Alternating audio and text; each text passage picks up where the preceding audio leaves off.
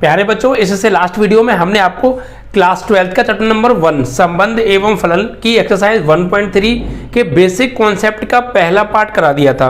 बच्चों ये एक्सरसाइज 1.3 का आज सेकंड पार्ट है बेसिक कॉन्सेप्ट का। बच्चों इसमें दो टॉपिक हम पढ़ते हैं, एक फलनों का संयोजन और एक व्युत्क्रमणीय फलन। तो मैंने दोनों ही टॉपिक की अलग अलग वीडियो बनाई हैं, क्योंकि आपको एक टॉपिक एक वीडियो में मिले तो उसको आपको वो अच्छे से क्लियर हो जाएगा, फिर जो अगला टॉपिक है वो अगले वीडियो में मिले तो और अच्छे से क्लियर होगा। और दोनों ही टॉपिक में एक ही वीडियो में करा देता तो आपको थोड़ा सा कम समझ में आता, ऐसा मुझे लग रहा था। इसी वजह से मैंने दोनों ही टॉपिक की अलग अलग वीडियो बना दी आपको छोटी छोटी। तो आई होप कि आपको पिछला टॉपिक अच्छे से क्लियर हो गया होगा। दोनों ही टॉपिक के ऊपर ये पूरी एक्सरसाइज डिपेंड है। इट मींस कि आपने अगर ये दोनों बेसिक कॉन्सेप्ट की वीडियो समझ ली तो आपको पूरी एक्सरसाइज अगली 1.3 समझ में आ जाएगी, बिल्कुल भी कोई दिक्कत नहीं आएगी। तो अगर आपने उन वीडियो को नहीं देखा है तो उसका लिंक वीडियो के डिस्क्रिप्शन में है, आप लोग जाकर देख सकते हैं, या प्लेलिस्ट में अवेलेबल है बच्चों। ठीक है, तो बच्चों आज हम बात करेंगे बच्चों व्युत्क्रमणीय फलन के बारे में, इन्वर्टिबल फंक्शन के बारे में, और लास्ट वीडियो हमने दो फलनों के संयोजन के बारे में पढ़ा था। ठीक है, तो आज जो हम पढ़ने वाले हैं वो पढ़ेंगे बच्चों व्युत्क्रमणीय फलन। व्युत्क्रमणीय फलन जिसे हम इन्वर्टिबल या इनवर्स फंक्शन भी बोलते हैं, इन्वर्टिबल फंक्शन। ठीक है, इन्वर्टिबल फंक्शन के नाम से जानते हैं बच्चों। ठीक है, तो अभी इन्वर्टिबल फंक्शन यानी इनवर्स फंक्शन होता क्या है। देखिए बच्चों, कोई भी फंक्शन व्युत्क्रमणीय फलन जब होता है जब वह फंक्शन 1 भी हो और ऑन टू भी हो, यानी एकेकी भी हो और आच्छादक भी हो। ठीक है, कोई भी फंक्शन का अगर हम प्रतिलोम फलन निकाल रहे हैं या कोई भी फंक्शन प्रतिलोम फलन है, व्युत्क्रमणीय फलन है, तो वो फंक्शन व्युत्क्रमणीय फलन तब होगा जब वह पहले से एकेकी होगा और आच्छादक होगा। अगर वो एकेकी या आच्छादक इनमें से कोई नहीं है तो फिर वह जो है आपका उसका व्युत्क्रमणीय फलन नहीं ज्ञात कर सकते हैं। ठीक है, तो यहां पर मैं लिख देता हूं,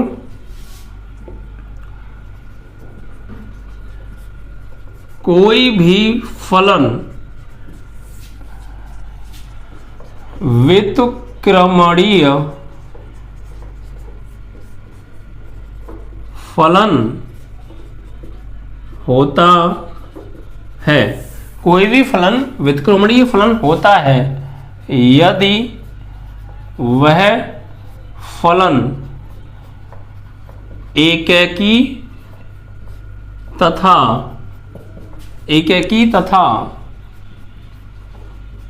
आच्छादक फलन हो तो। ठीक है बच्चों, यानी कोई भी फंक्शन व्युत्क्रमणीय फंक्शन यानी कोई भी फलन व्युत्क्रमणीय फलन तब होगा जब वह फलन एकेकी और आच्छादक होगा। अगर वह फंक्शन एकेकी और आच्छादक नहीं है तो हम उसका व्युत्क्रमणीय फलन, इनवर्स फंक्शन, इन्वर्टिबल फंक्शन नहीं ज्ञात कर सकते हैं।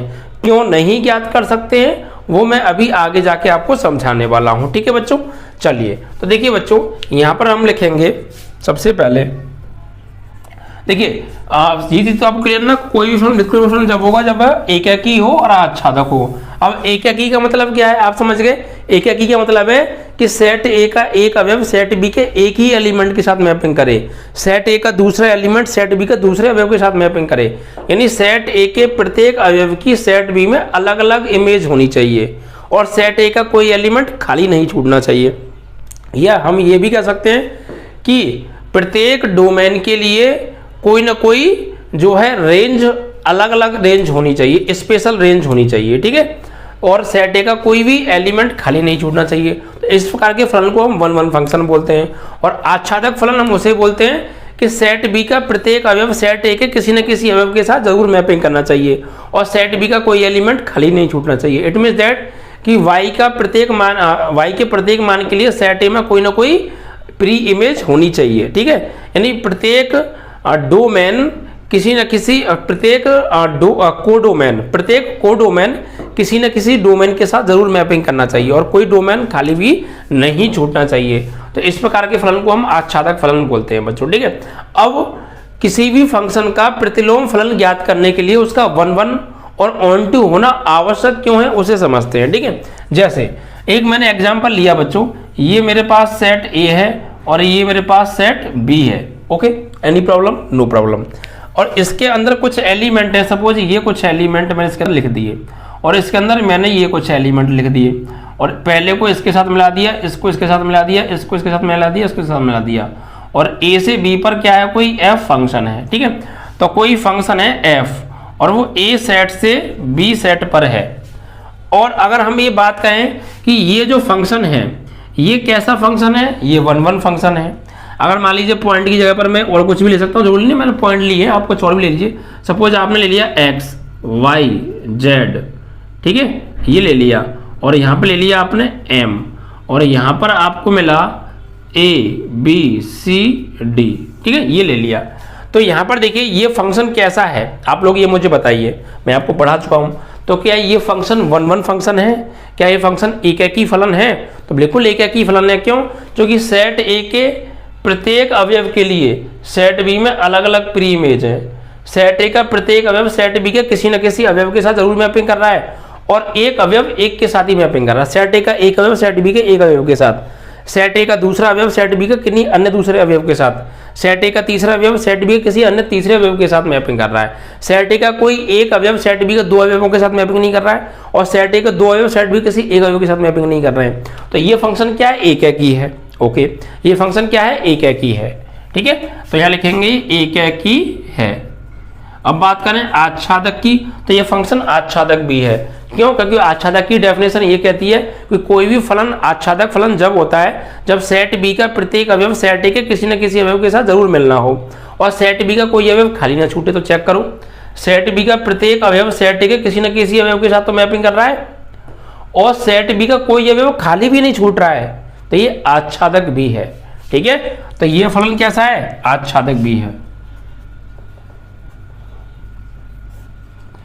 तो मैंने क्या बताया था? किसी भी फलन का प्रतिलोम फलन इनवर्टिबल फंक्शन व्युत्क्रमणीय फलन ज्ञात करने के लिए पहले वो फलन एकैकी और आच्छादक होना आवश्यक है। अब ये जो फंक्शन है एकैकी भी है आच्छादक भी है, तो क्या हम अब इसका व्युत्क्रमणीय फलन निकाल सकते हैं? बिल्कुल, आप इसका व्युत्क्रमणीय फलन निकाल सकते हैं। और व्युत्क्रमणीय फलन निकालते कैसे हैं? देखिए बच्चों, कैसे निकालते हैं आप ये समझिए। देखिए यहाँ पर ये जो फंक्शन है, अगर मैं यहाँ पे f है, इस फंक्शन में x हमने रखा तो हमें क्या मिला? a मिला।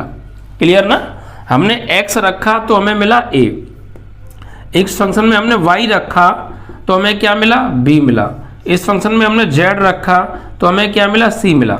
इस फंक्शन में हमने m रखा तो m रखने पर हमें d मिला। तो ये जो वैल्यू हमने रखी है सेट a में x y z m, इन्हें हम क्या बोलते हैं बच्चों? इन्हें हम बोलते हैं डोमेन। क्या बोलते हैं? डोमेन, यानी प्रांत। और जो इन्हें रखने पर सेट बी में एलिमेंट मिले हैं उन्हें हम बोलते हैं परिसर या कोडोमेन या रेंज भी कह सकते हैं हम। ठीक है, तो यहाँ पर अगर मैं आपसे ये बात करूँ कि प्रांत क्या है, प्रांत क्या है, तो प्रांत यानी डोमेन।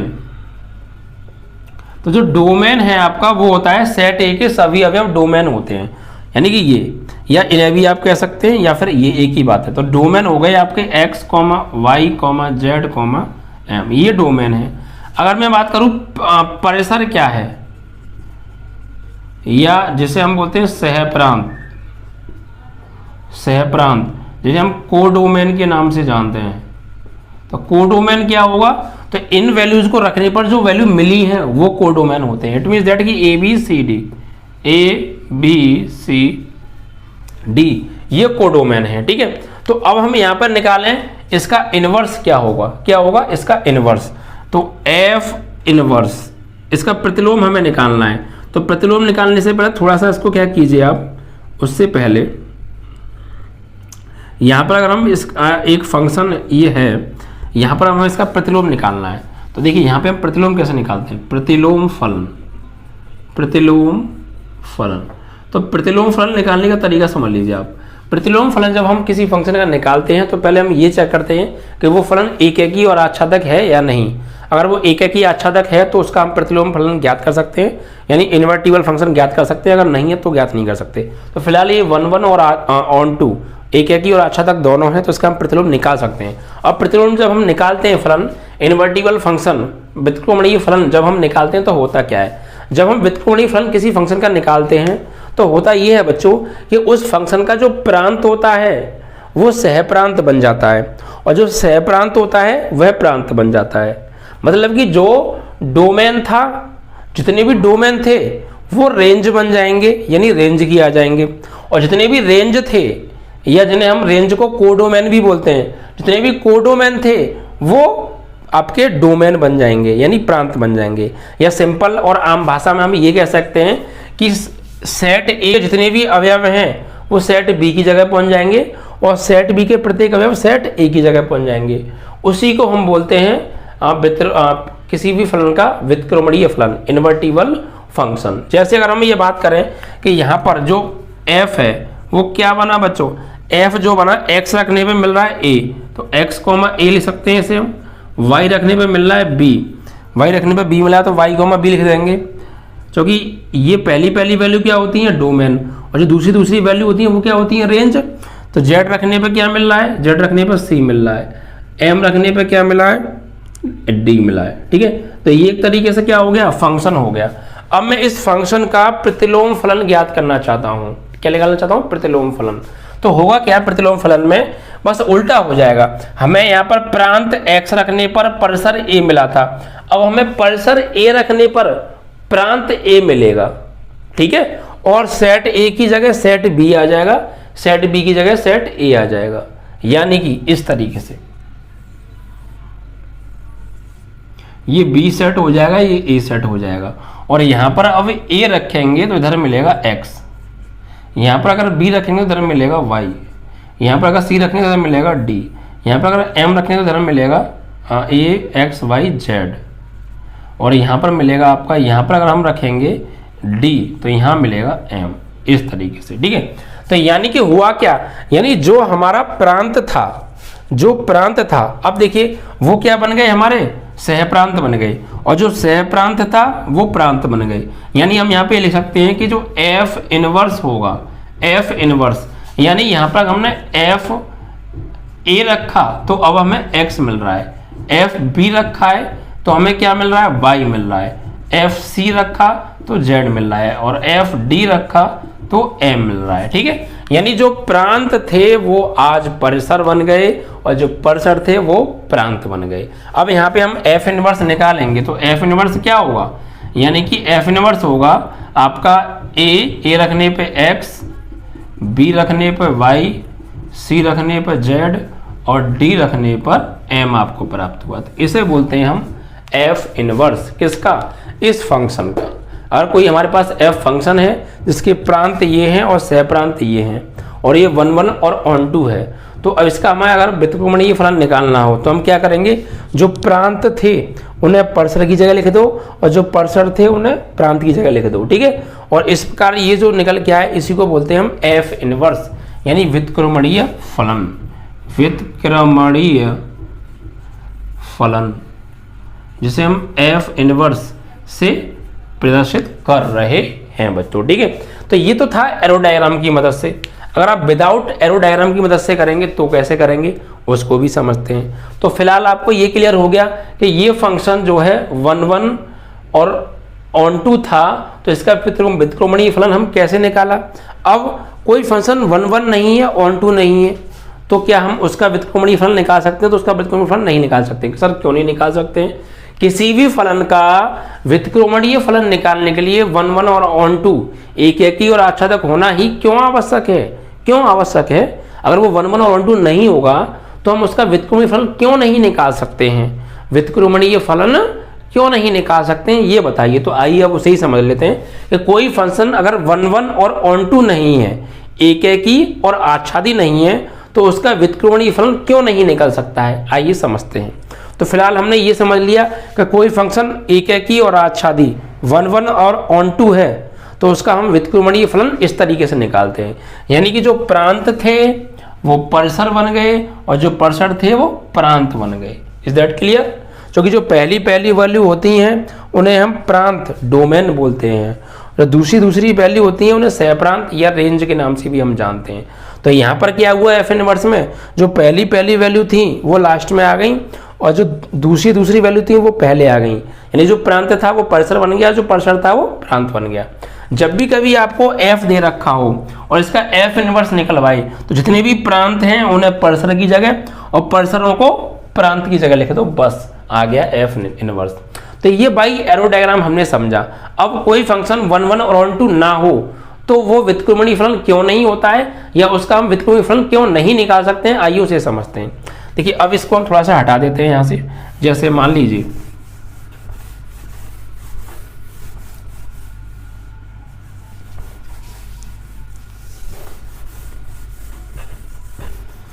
ये डायग्राम बना रहने दो क्योंकि हमें थोड़े से आगे जाके काम आएंगे। जैसे मान लीजिए कि 1 1 और 1 2 होना क्यों आवश्यक है किसी फलन का व्युत्क्रमणीय फलन निकालने के लिए। सपोज दैट कि ये एक फंक्शन है सेट ए और एक फंक्शन है सेट बी, ठीक है। और यहाँ पर हमने क्या है कि x रखा तो y मिला, x रखा तो a मिला, ये कह देते हैं, और y रखा तब भी a मिला, यानी x भी a से मैपिंग कर रहा है और y भी a से मैपिंग कर रहा है, और z रखा तो b मिला, ठीक है।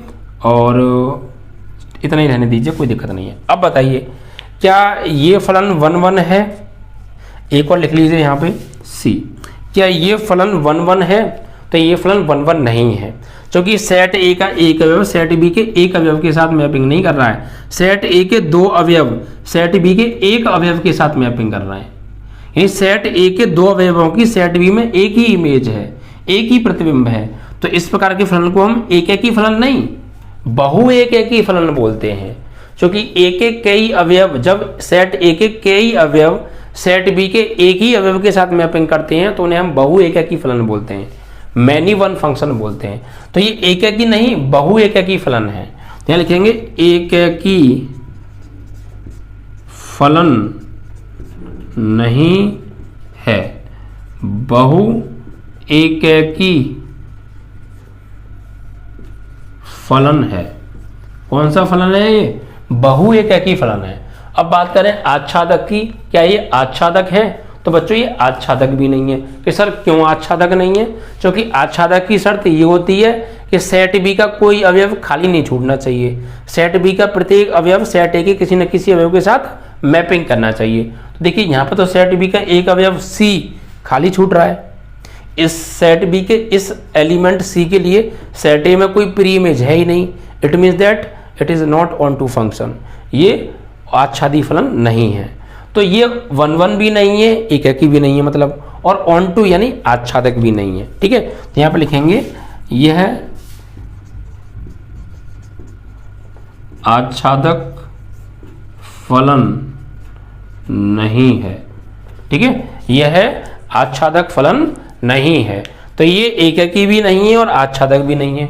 तो क्या अब हम इसका इनवर्स निकाल सकते हैं?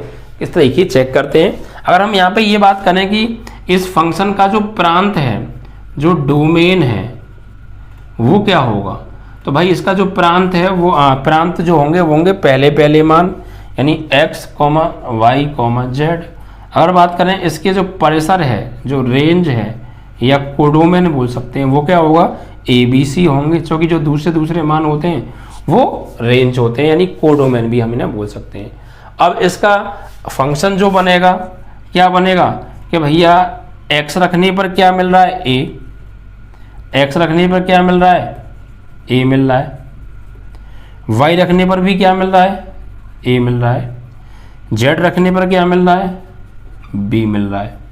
सिर्फ यही तो है इतना, और c किस कुछ भी रखने पर मिल ही नहीं रहा है। तो इसमें जो पहले पहले मान है वो क्या हो गए आपके प्रांत, दूसरे दूसरे मान है वो क्या हो गए आपके परिसर।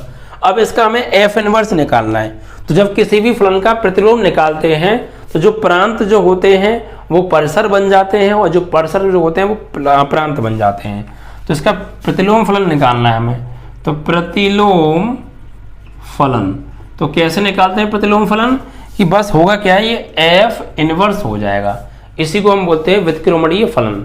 इसे f इनवर्स से रिप्रेजेंट करते हैं, ये भी कह सकते हैं आप f इनवर्स, क्या कहते हैं, रिप्रेजेंट इसको करते हैं। ठीक है, तो f इनवर्स, तो f इनवर्स क्या होगा इसका, तो f इनवर्स में कुछ नहीं करते सर, जो प्रांत होता है उसे परिसर की जगह और परिसर को प्रांत की जगह लिख देते हैं। इट मीन्स कि a,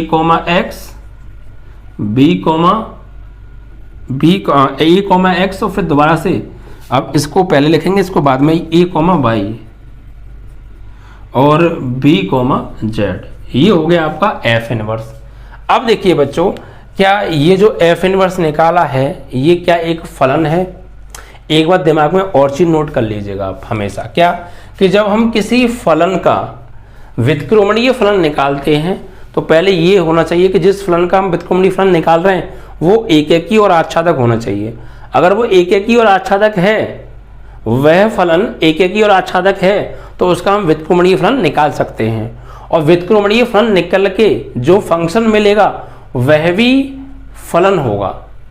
इट मीन्स कि जब हम किसी फलन का व्युत्क्रमणीय निकालते हैं तो हमें एक फलन ही प्राप्त होता है। किसी फलन का व्युत्क्रमणीय निकालते हैं जब, और जो हमें प्राप्त होता है वह भी एक फलन होता है। ठीक है, किसी भी फलन का व्युत्क्रमणीय एक फलन ही होता है। ये बात आप चाहो तो नोट डाल के लिख दूं मैं, आप लोग यहाँ नोट कर लीजिएगा। यहाँ लिख देता हूँ, ये बात इंपॉर्टेंट चीज़ है क्योंकि ये अभी आगे काम आने वाली है। किसी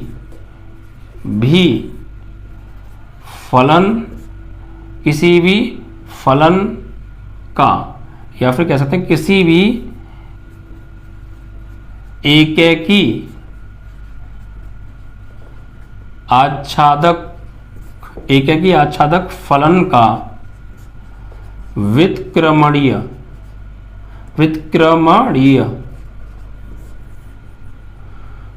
निकालने पर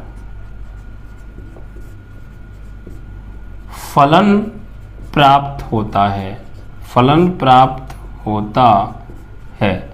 यानी अगर हम किसी फंक्शन का व्युत्क्रमणीय निकाल रहे हैं और वह फलन 1 1 और ऑन 2 है, तो जो व्युत्क्रमणीय निकल के निकल के आएगा वह भी एक फंक्शन होगा। यानी किसी फलन का व्युत्क्रमणीय एक फलन ही होता है। ठीक है, अगर हम किसी फलन का व्युत्क्रमणीय निकाल रहे हैं, इन्वर्टिबल निकाल रहे हैं, तो वह भी एक फलन ही प्राप्त होगा। अब यहाँ पर हम इस फंक्शन का व्युत्क्रमणीय निकाल रहे हैं, तो ये जो है ये फलन तो है, तो अगर ये फलन है तो इसका जब हम व्युत्क्रमणीय निकालेंगे और जो मिलेगा वह भी एक फलन ही प्राप्त होना चाहिए। अगर वह फलन प्राप्त नहीं हुआ तो फिर हम इसका व्युत्क्रमणीय फलन नहीं कर सकते हैं। ठीक है, उसका अस्तित्व नहीं होगा। Is that clear? ये लाइन क्यों इंपॉर्टेंट है? किसी फलन का अगर हम व्युत्क्रमणीय निकाल रहे हैं, इन्वर्टिबल निकाल रहे हैं, तो वो इन्वर्टिबल जो मिलेगा वह भी एक फलन ही होगा। अगर किसी फलन का हमने व्युत्क्रमणीय निकाला और वह फलन नहीं मिला, फलन ना हो के कुछ और हो बट वो फंक्शन ना हो, तो फिर यहाँ पे व्युत्क्रमणीय फलन का अस्तित्व नहीं होता है। इट मीन्स कि उसका व्युत्क्रमणीय फलन हम ज्ञात नहीं कर सकते हैं। तो यहाँ पर देखिए हमारे पास ये फंक्शन था, ये बहुएकैकी फलन था। तो इस फलन का जब हमने व्युत्क्रमणीय फलन निकाला तो क्या हुआ, जो प्रांत थे वो रेंज बन गए, जो रेंज थे वो प्रांत बन गए। अब यानी अगर हम यहाँ पे इसका एरो डायग्राम बनाएंगे, तो ये ए और ये बी, तो ए रखने पे क्या मिल रहा है x, इसको साथ मैपिंग करा दो। ए रखने पे क्या मिल रहा है y, तो ए y के साथ भी मैपिंग करेगा। बी रखने पे क्या मिल रहा है, z मिल रहा है, इसके साथ मैपिंग करेगा। तो क्या मुझे ये बताइए, और यहाँ पर ये c है, तो आप ये मुझे बताइए क्या ये जो आपके सामने एरो डायग्राम बना है क्या ये कोई फंक्शन होता है? तो ये बच्चों फंक्शन नहीं होता है। मैंने आपको जब फंक्शन के बारे में बेसिक कॉन्सेप्ट समझाया था तो मैंने बताया था फंक्शन कब होता है। फंक्शन के होने के लिए शर्तें मैंने कुछ बताई थी। मैंने आपको ये बताया था कि कोई भी रिलेशन फंक्शन, ये रिलेशन तो है बट फंक्शन नहीं है। क्यों नहीं है सुनिए, कोई भी रिलेशन फंक्शन जब होता है जब सेट एक, कोई भी रिलेशन फंक्शन जब नहीं होता है तब सेट ए का एक अवयव सेट बी के दो अवयवों के साथ मैपिंग करे, और यहाँ पर सेट ए का एक अवयव सेट बी के दो अवयवों के साथ मैपिंग कर रहा है, तो ये रिलेशन तो होगा बट फंक्शन नहीं होगा। हाँ, सेट ए के दो अवयव सेट बी के किसी एक अवयव के साथ मैपिंग कर सकते हैं, बट सेट ए का एक अवयव सेट बी के दो अवयवों के साथ मैपिंग नहीं कर सकता है। अगर किसी रिलेशन में सेट ए का एक अवयव सेट बी के दो अवयवों के साथ मैपिंग कर रहा है तो वह रिलेशन फंक्शन नहीं होता है। तो यहाँ पर देखिए ए रखने पर भी x मिल रहा है और ए रखने पर फिर y भी मिल रहा है, तो ए x के साथ भी मैपिंग करेगा, ए y के साथ भी मैपिंग करेगा। इट मीन दैट कि सेट ए के एक अवयव के लिए सेट बी में दो इमेजेस हैं, तो ये जो फंक्शन है, ये जो रिलेशन है, ये फंक्शन नहीं होगा, ये फलन नहीं होगा। ठीक है। तो यहाँ पे इसीलिए यहाँ लिखेंगे यह रिलेशन फलन नहीं है, अतः प्रतिलोम का अस्तित्व नहीं है, इसका व्युत्क्रमणीय फलन नहीं ज्ञात कर सकते, क्योंकि यह फलन नहीं है। ठीक है, तो इसीलिए मैंने आपको बताया था कि कोई भी फंक्शन 1 1 और ऑन टू एक ही और आच्छादक क्यों होना आवश्यक है, क्योंकि जब हम उसका व्युत्क्रमणीय फलन निकालेंगे, प्रतिलोम फलन निकालेंगे, तो वह भी एक फलन ही प्राप्त होगा।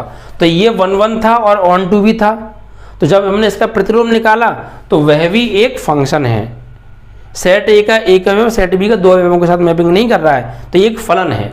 बट कोई फंक्शन 1 1 और ऑन टू एक ही और आच्छादक नहीं हो, तो जब हम उसका व्युत्क्रमणीय निकालेंगे तो वो हमें एक फलन प्राप्त नहीं होगा।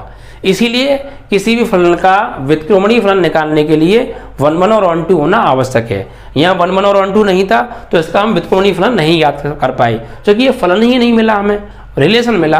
रिलेशन है बट ये फंक्शन नहीं है।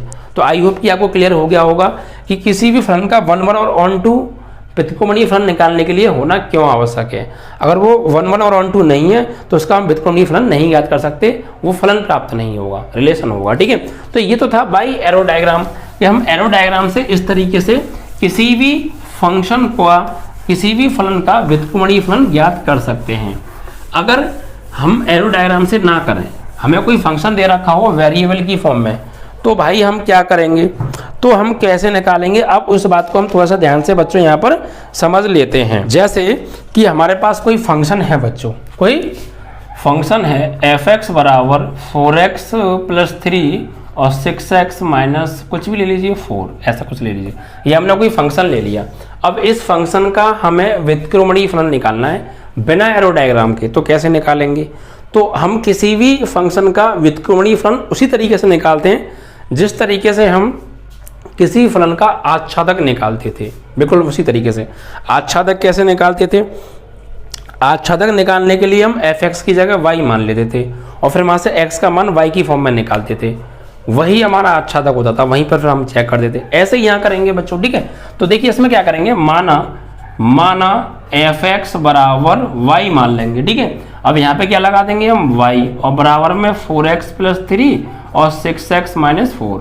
अब यहाँ से x का मान निकालो y की फॉर्म में, क्रॉस मल्टीप्लाई, y का 6x में करेंगे तो 6xy, y का 4 में करेंगे तो 4y बराबर 1 का 4x में 4x, 1 का 3 में 3। अब क्या कीजिए आप यहाँ पर, अब यहाँ पे आप x का मान निकालिए, तो आप ऐसा कीजिए इस 4y को भेज दो राइट में और 4x को बुला लो लेफ्ट में, तो 6xy, जैसे ही ये 4x इधर आएगा तो प्लस माइनस के 4x हो जाएगा, और ये 4y जब उधर जाएगा तो प्लस के 4y हो जाएगा, एंड +3। यहाँ से x कॉमन आ रहा, तो क्या बचा 6y माइनस 4 बराबर 4y + 3। तो यहाँ से x का मान आ जाएगा 4y + 3 बटे 6y माइनस 4। तो ये जो x का मान आया y की फॉर्म में, एक्चुअली यही f इनवर्स है, यही व्युत्क्रमणीय फलन है, यही इन्वर्टिबल फंक्शन है। देखिए इसी को हम बोलते हैं इन्वर्टिबल फंक्शन। तो f इनवर्स x यही इन्वर्टिबल फंक्शन है, बस इसमें जहाँ जहाँ y आ रहा है तो क्या लगा दो आप, x लगा दो। अगर उसने कुछ नहीं कहा है या ये कहा है कि प्रांत के रूप में व्युत्क्रमणीय फलन निकालो, तो आप क्या करेंगे, सबसे पहले f(x) का y मान लेंगे, फिर वहाँ से सॉल्व करके x का मान y की फॉर्म में निकालेंगे। अब यहाँ पर जहाँ जहाँ y दिख रहा है आपको, y की जगह पे x लगा दीजिए। जो भी आपका x का मान आया है y की फॉर्म में, जहाँ जहाँ y दिख रहा है आपको वहाँ पे y की जगह पे x लगा दीजिए। तो यहाँ से f इनवर्स x क्या होगा, बस यहाँ y की जगह क्या लगाना है x, यानी 4x + 3 upon 6y minus 4। This is your answer. देखिए f(x) जैसे ही फॉर्म में तो ये बस हुआ क्या था यहाँ पे, सॉरी यहाँ x आ जाएगा क्योंकि y की जगह x लगाना है। तो ये देखो इसी फॉर्म में आ गया ना, इस तरीके से। तो इसी को हम बोलते हैं व्युत्क्रमणीय फलन।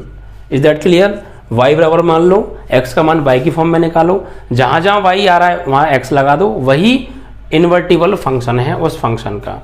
अगर प्रांत के रूप में पूछे और वो बोलता कि परिसर का निकालो, परिसर का, तो फिर यही आंसर हो जाता, एफ इनवर्स वाई बराबर, तो फिर यहाँ पे एक्स, वाई की जगह एक्स नहीं लगाते, फिर वाई की फॉर्म में आंसर आता, क्योंकि परिसर का पूछा है ना, इस वजह से।